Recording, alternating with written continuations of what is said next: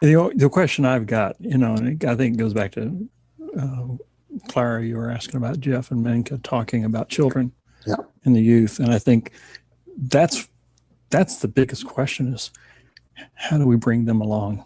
Yeah. Let's flip it and say, how do they bring us along? Yeah, 100%. I agree, Menka. Yeah.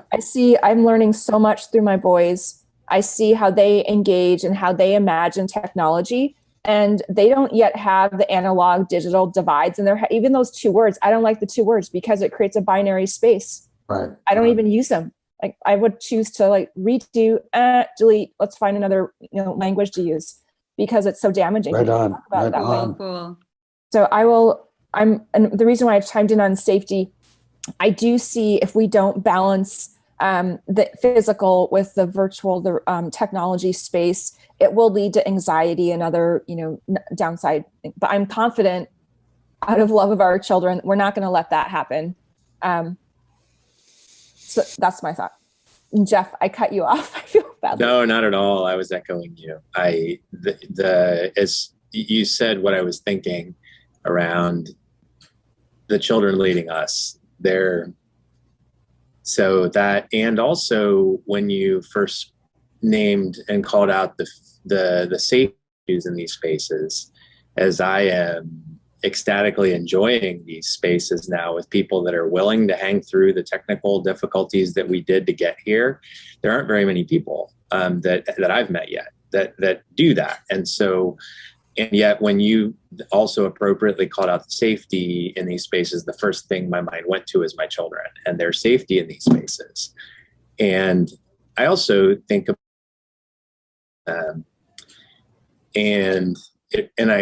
and how do we keep them safe as we can in these spaces and also follow their lead on healing the planet? They will do it. It will be their generations that do the work, not ours. We'll follow them.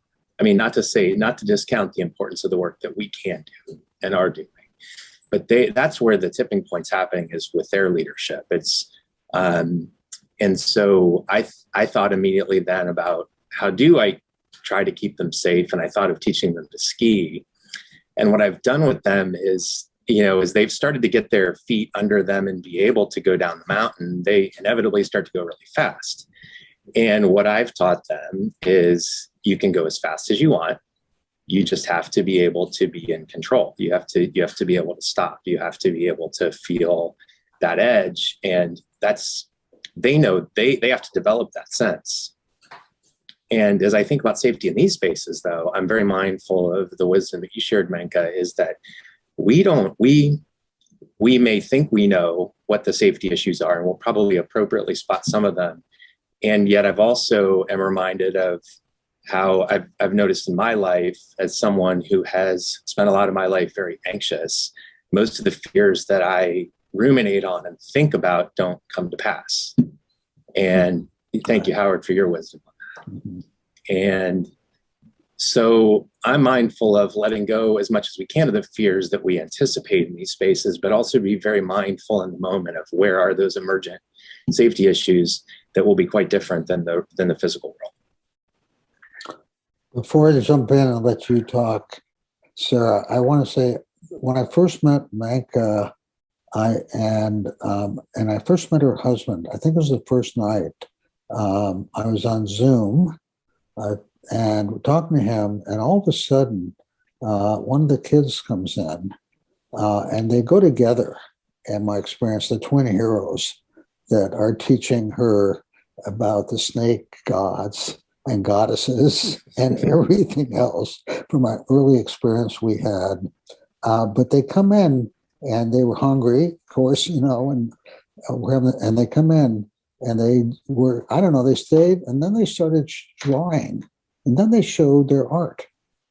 And I feel that art is a game technology and I'm sure all these kids that have that in them.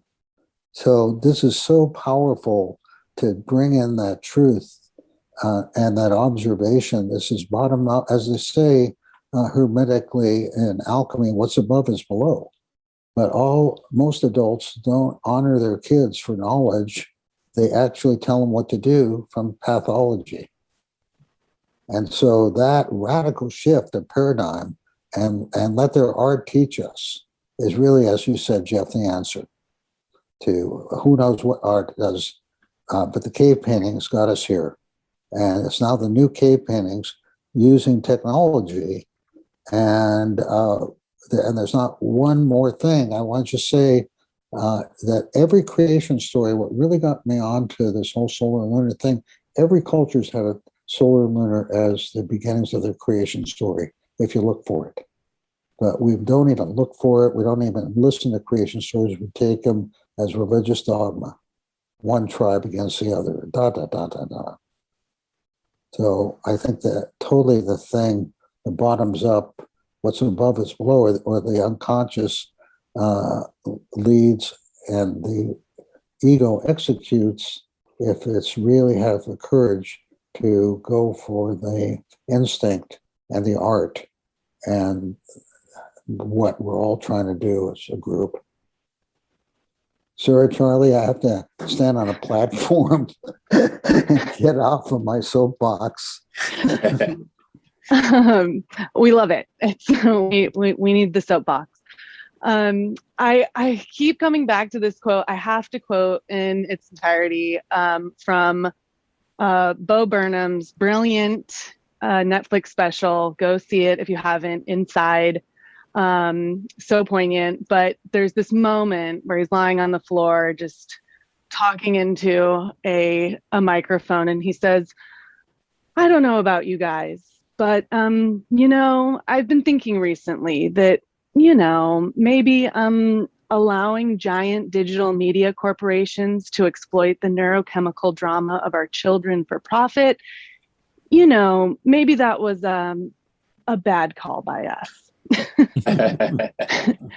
And yes, I can't help but agree. We have all of these grand designs and good intentions, and we hope that those good intentions are going to float to the surface. And for a while they do.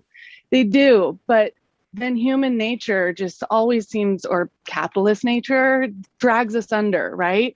And we're at this moment right now where we have the Social Dilemma documentary. We have this social media sort of test bubble to see what happens when something revolutionary and incredible is laid on our psyche.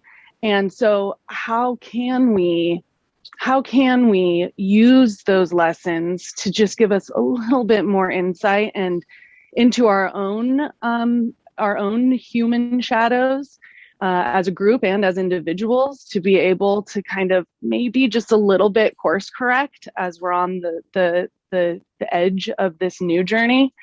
And that's something that's, it's a huge question. And I think we just have to keep questioning that and keep it at the beginning and at the front of our minds. So I did want to just kind of throw that out there, and would like to continue that conversation in the days, weeks, years to come. But on the question of art and the use of VR, AR, MR in art, I think there's something really interesting because yes, kids, they are immediately immersed, and they can handle the tech, and they have such a less filtered through line to their own imaginations, right? And it's exciting and awesome and wonderful to see.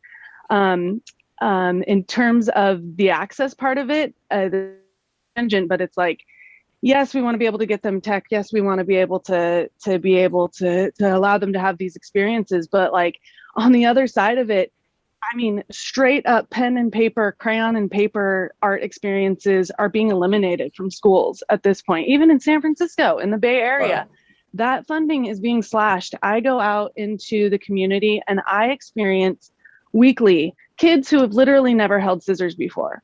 And they're 9 years old and they don't know how to use scissors. And it's now, COVID has kind of given us, at least in my area, an opportunity to actually bridge the accessibility divide. There is a little bit more tech equity. You know, all the kids that didn't have them got Chromebooks in order to be able to access Zoom and things like that. So have a little bit of hope in that regard to be able to allow for some of these digital experiences. But going back to the idea of the unfiltered imagination, we lose that a little bit more as we get older. And my education that I do with adults is almost more exciting to me because I have the opportunity to help adults break down the barriers that have been placed over the years in the way of their creative confidence. And I feel like, I wonder, I hope, I intuit that virtual reality and new technologies might be an opportunity to be able to break down some of those walls, because there is because of the intangible aspect of it, because you aren't making a mark on a piece of paper that is there for everyone to see and it's not going to go away. Instead, you have more space to just play, to walk around what you've made, to explore it, but then you can also erase it in a way that's a lot easier. And so, yeah, that's just sort of a hope that I've got, is that we're able to use these technologies to be able to maybe patch that unfiltered imagination stream a little bit more, especially for adults. You know, I have to say that Keith, who introduced myself to Clara, and Sky, who I've only heard a little bit from Clara about what a genius you are. So I knew I was going to get a chance to connect with you. And what a joy it is to see you here. And I understand that you and David and Anne and others are major factors of what this is going to be put into. And I would like to ask you, because to me, you have the theme of jump into the light. And that is what it's all about, is that we're all photons of light, love, which is the biggest metaphor of light. The difference between light and matter, which is made of electrons, it's at a quantum level. Light lives in the same quantum space. Electrons don't live in the same quantum space. It creates matter and distance. So it has the complement of oneness and separation. And as Clay is exploiting, as others have, the space in between, how did you come up with the name of Jumping into the Light? So, well, I mean, it's a long story, but... How many years of story? How old are you? I mean, well, the concept was about, we started about 5 years ago. And I mean, the concept really is that, like, as you kind of becoming more and more stepping into this immersion level of, like, each stage of immersion that we go into, it's like becoming more and more virtual and less real. And so you're losing the physical self and then entering the virtual self, and the virtual self there's no matter, there's nothing physical. And so that's like, I mean, I think, you know, my background is particle physics even before VR. So I do really like all those connections of, like, you know, it's photons, and when we're at some level, like the, you know,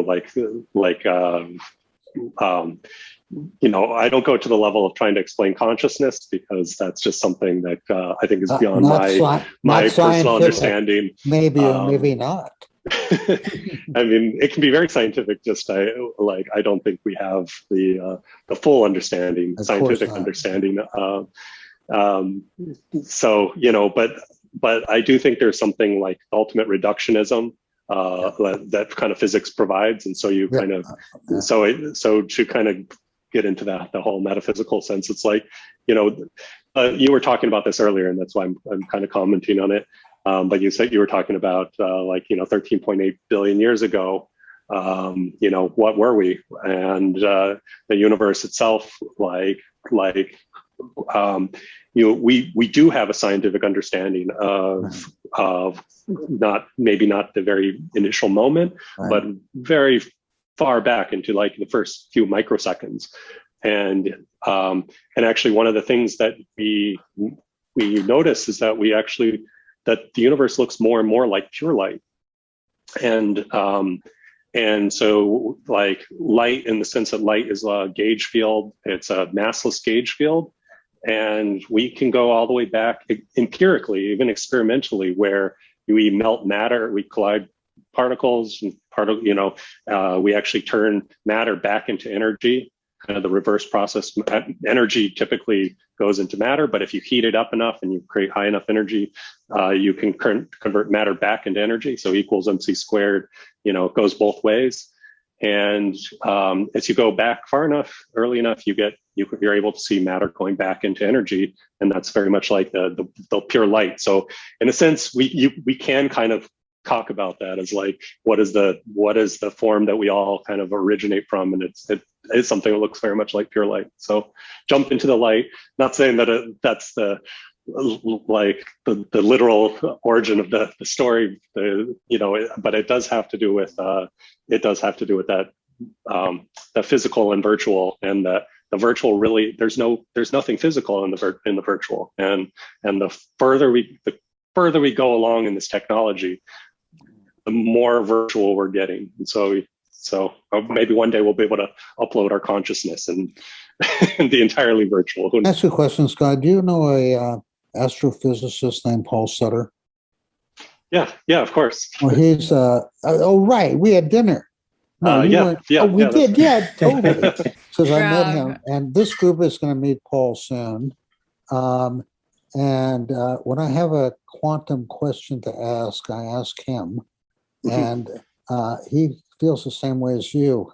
He can't deal with the consciousness of quantum physics. And here you gave the most interesting conscious expression of what consciousness is that I've ever heard. I want to capture that part and take it as a theme for us, because to me, that is what it's about, is coming out of and here's my technical question. Isn't everything that we call reality virtual? And that all we're doing in virtual reality is going back to the beginning of trying to get to that part that nobody understands, in the minus 32 seconds or whatever the numbers are that you probably know, and I still haven't gotten down in detail.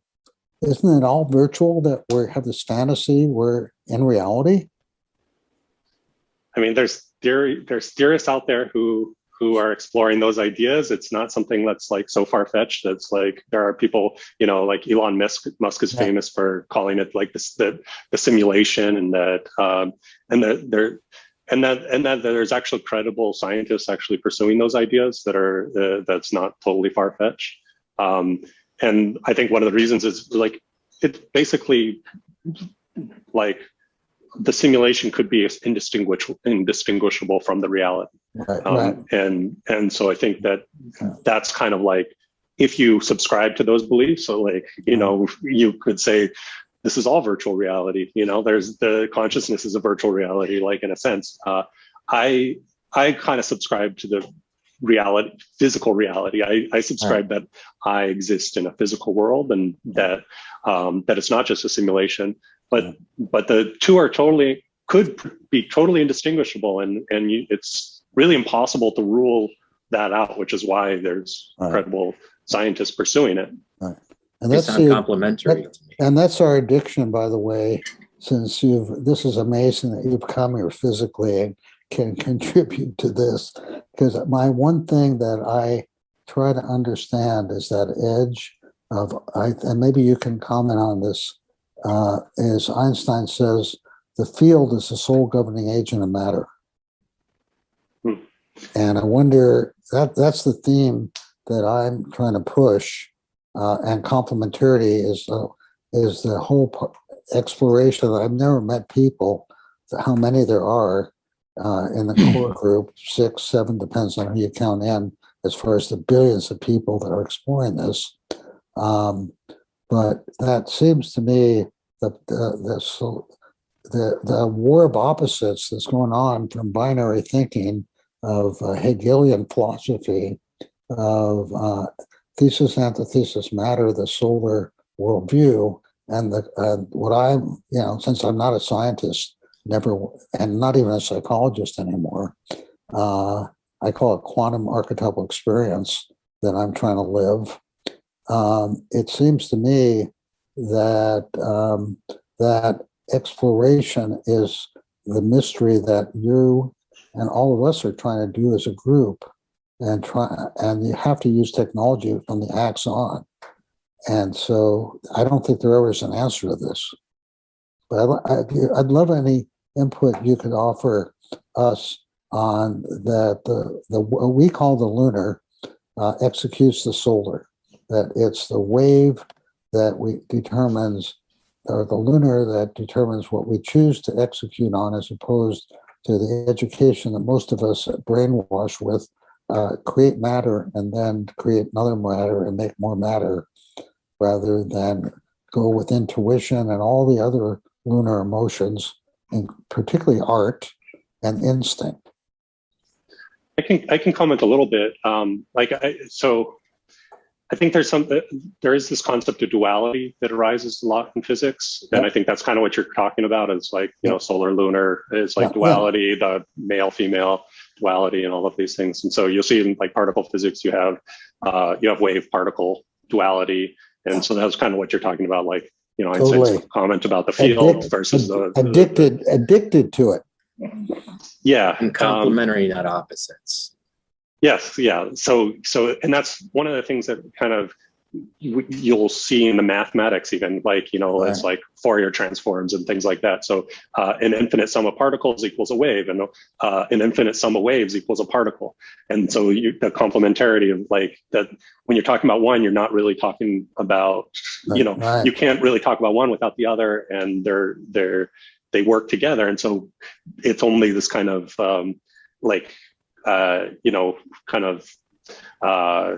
like framework and the limitation of the language, like where we started talking about particles and waves, and people initially went, before they really understand quantum, they're kind of like, I don't get it. How can it be a wave and how can it be a particle? And it's like, and it doesn't make any sense. And then you learn a little bit of math, and then it's like, oh, well, like that makes perfect sense now. And so I've got a question. I'm going to jump in here. How, in Clara, somebody help me out. We're talking about wave and particle, and I mean billions of years ago. How are we expressing that in this festival and what's coming up? What maybe kind of a reach of a question, but we're addressing that in some way. And how is it playing out here? Yeah, I want to check from my understanding. You're asking how are we applying the sort of complementarity of two concepts, bringing them together?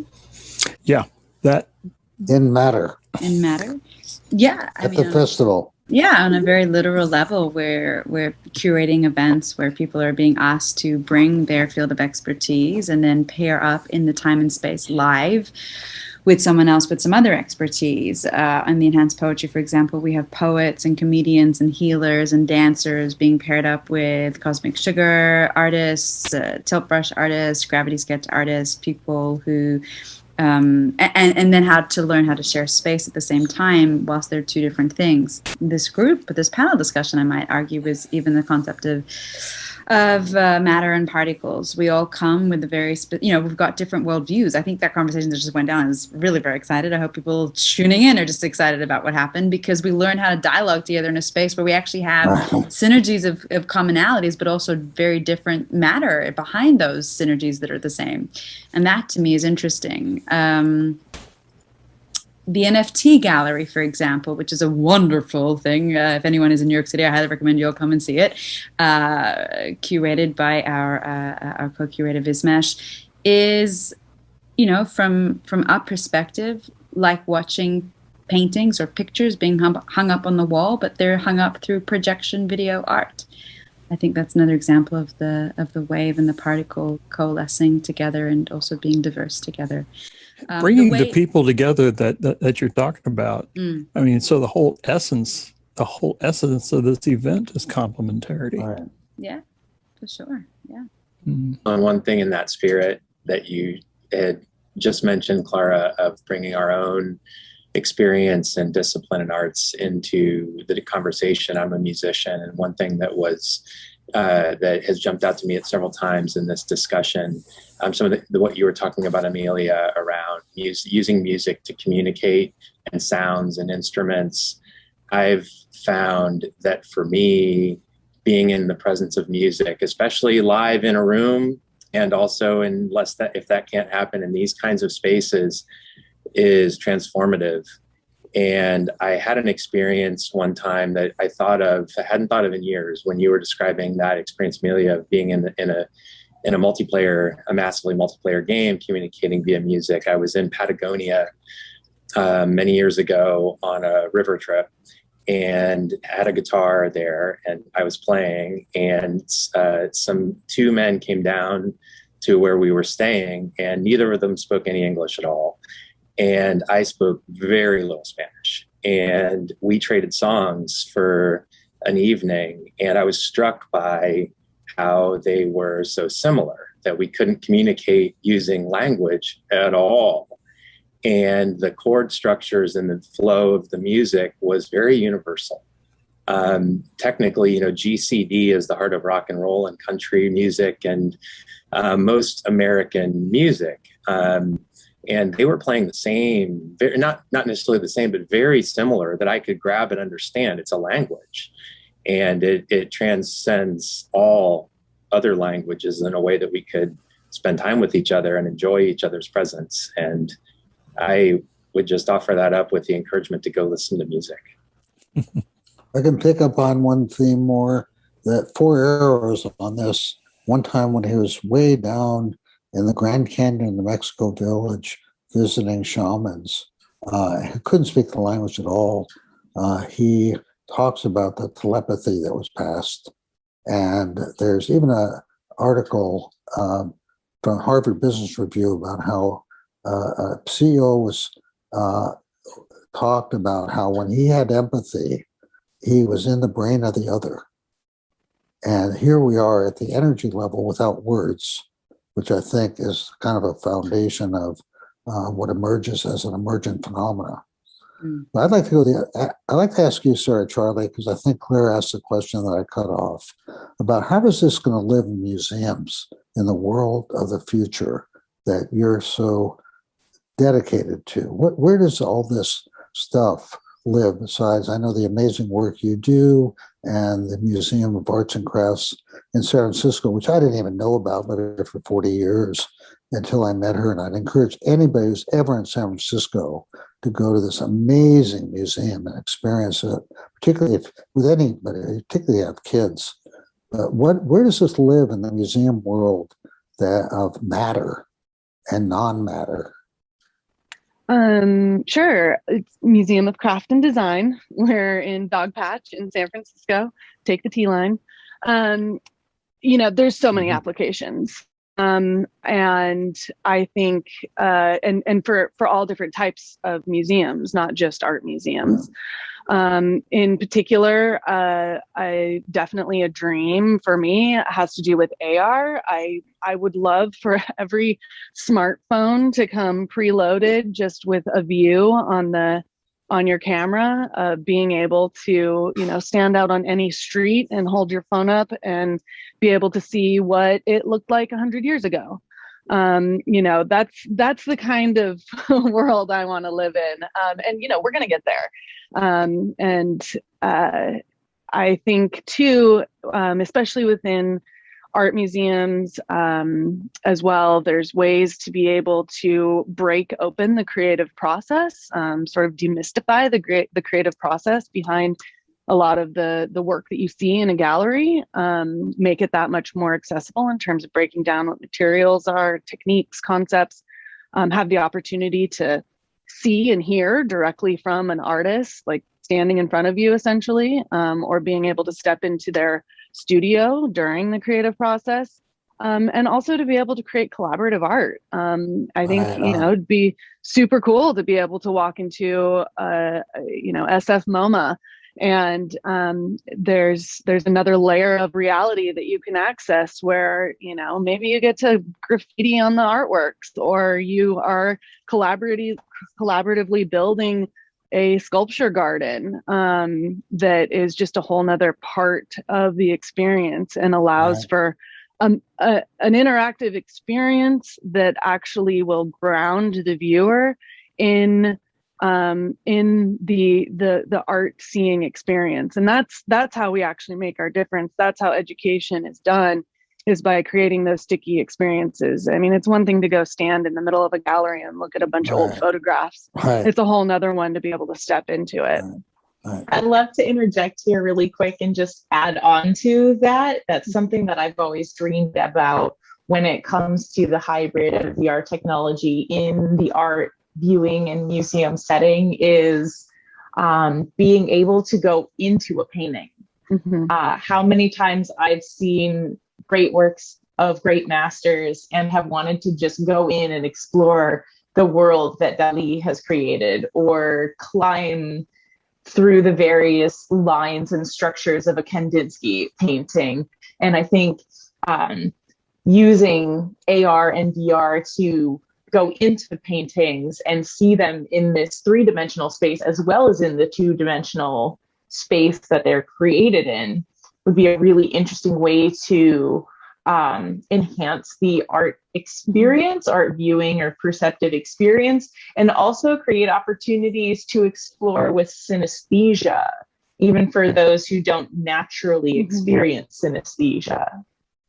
Menka, just to throw in there a little bit, like also to drop in, like, I mean, and explode that idea out. Like, you're at a history museum and you can now step into the pyramids of Giza.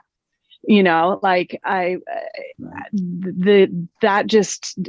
learn so much more. Sorry, Howard. No, I want to, Menka, who's, I don't know, there's something that you've been in a world at levels that I haven't been in, and you always have something of a different dimension. I want to make sure that as you're listening and hear that if there's anything that else you could say, wherever it takes you or us, I just want to make sure, as I'm watching your head bob up and down, I want to hear anything more before we stop that spontaneously would like to come from you.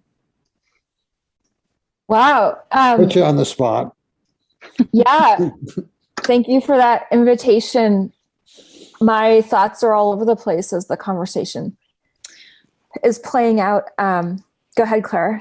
Cool. Well, in that case, let me give you some breathing space, because I wanted to invite David and Amelia to talk a little bit, or just share something in the space of art technology community and the different use of ingestibles such as ketamine and psilocybin. I'm just curious to know, this incredible almost 2-hour conversation we've had now, where that sort of fits into this conversation. I'm sure it's dense and long, we don't have time for it, but if there's anything you want to sort of share with our audience to sort of reflect upon as time moves forward, as we give Menka some time to also share some thoughts at Howard's invitation.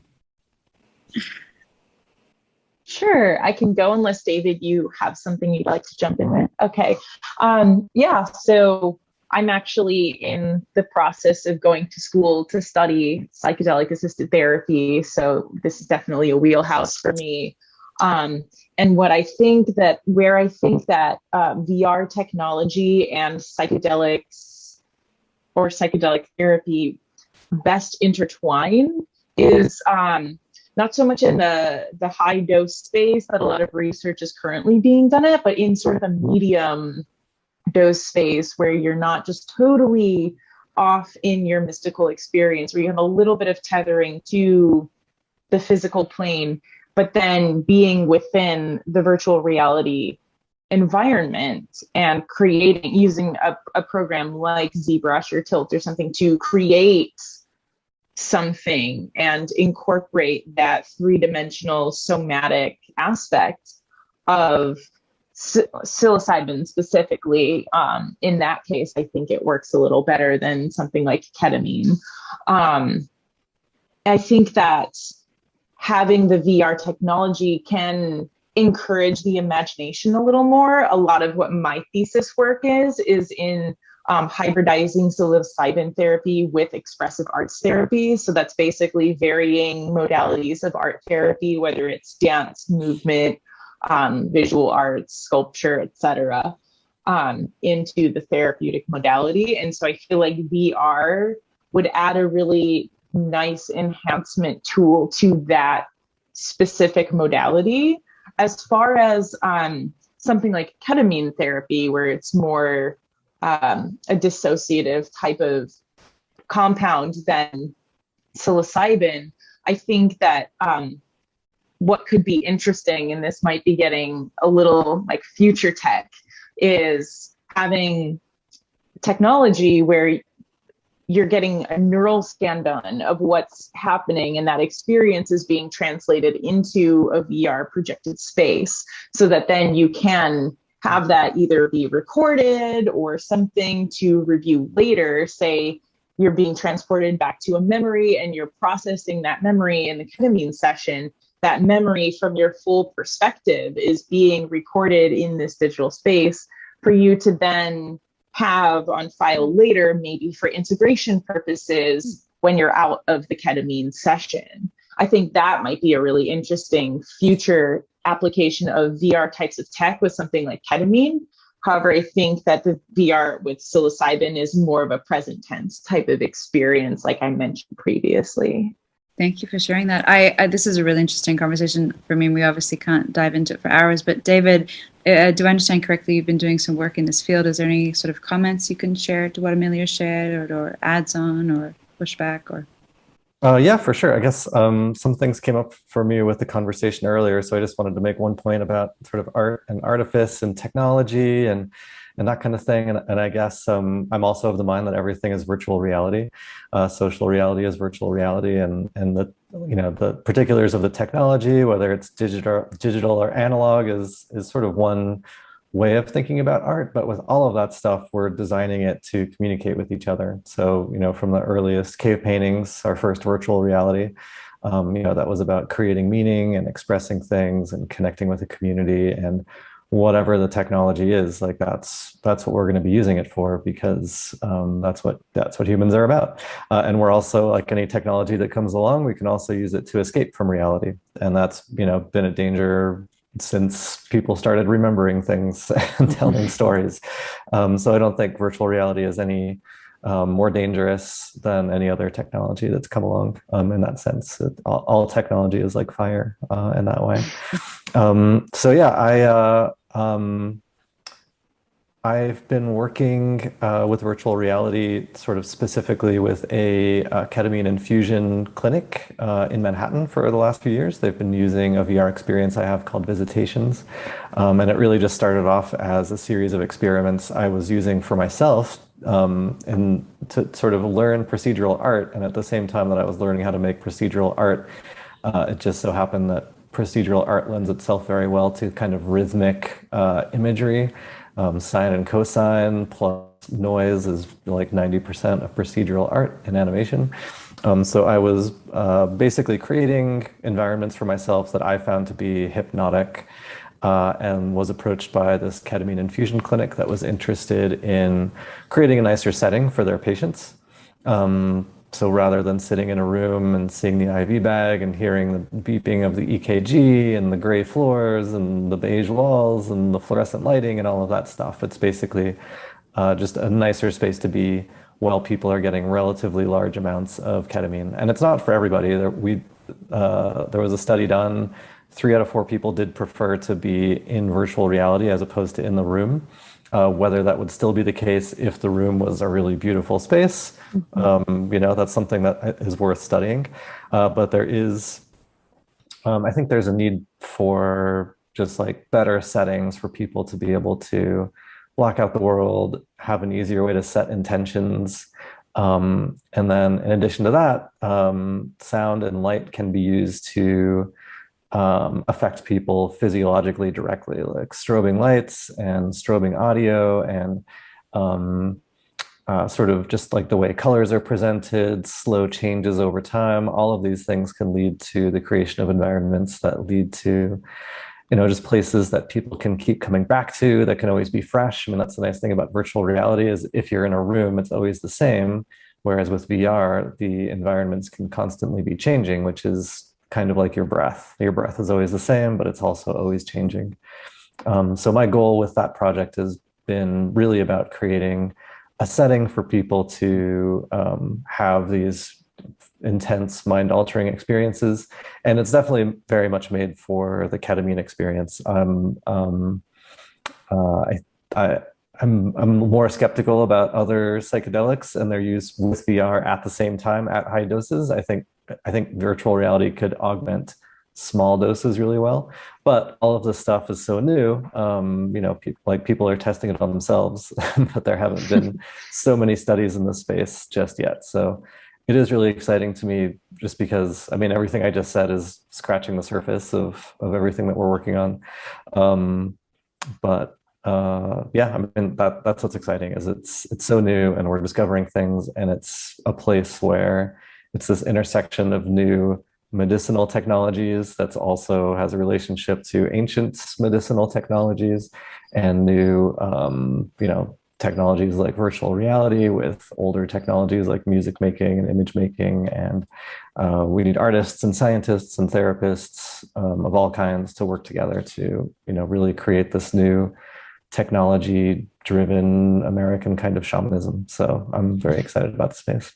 Yeah, I love that. Thank you for sharing that. And to pick up to what you were saying about the location and the setting sort of being a space that enables deeper healing, I am a big proponent of that, in the sense too, in terms of living and daily life. And this perfect segue into XRE's family workshops, Housing is More, featuring our very own Menka Sethi, who's here with us today. So I encourage you to check that out too in your videos. And handballing back to Menka for those final questions. And just to flag for all of our panelists, at the end of Menka's wonderful share, because we are coming to the hour, I'd like to invite everyone just to go around based on intuition and say a word that comes to mind. It could be abstract, it could be a feeling, it could be something you see, just a word. It doesn't have to be in English, it doesn't have to be a literal word, but a word that inspires you, and then we'll call it a day.